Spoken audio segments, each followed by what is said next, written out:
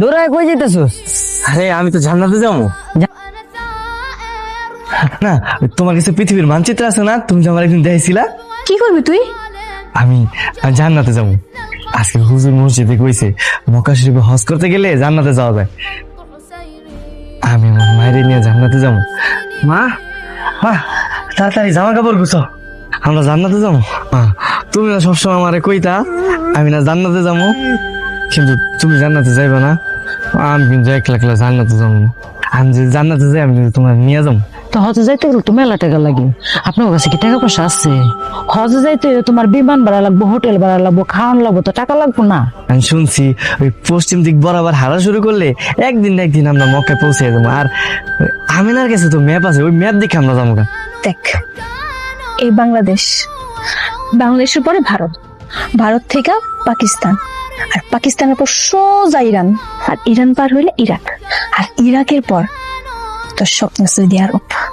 এতগুলা দেশ বন্ধু, তোরা এত দূর হাইটটা যাবি? এটা কি সম্ভব? সম্ভব হবে নাকি লেগা? আমি শুনছি আগের কালের মানুষেরা হাইটে হজ করতে যেত, এরা পারলে আমরা পারো। হ্যাঁ পারলে আমরা পারবো। কয়দিন লাগে জানোস? 2 বছর, যাইতে 1 বছর, আইতে 1 বছর। সমস্যা নেই, 2 বছর হলে কোনো সমস্যা নেই। আমার মার অনেক দিনের ইচ্ছা, আল্লাহর ঘর দেখতে দেবো।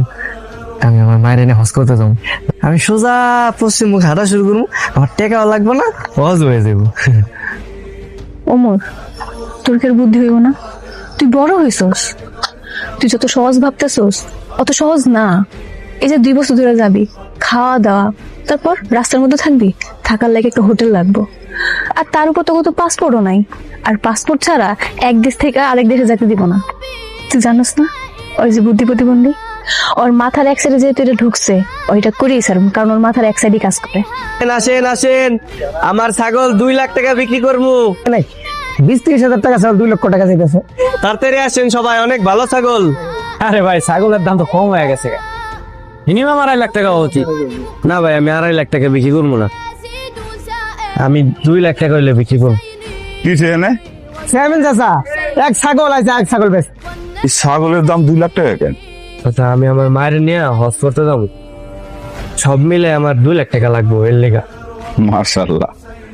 এই মতিন, এদিকে এই ব্যাগে থেকে 2 লাখ টাকা বের কর। ওমর, নে,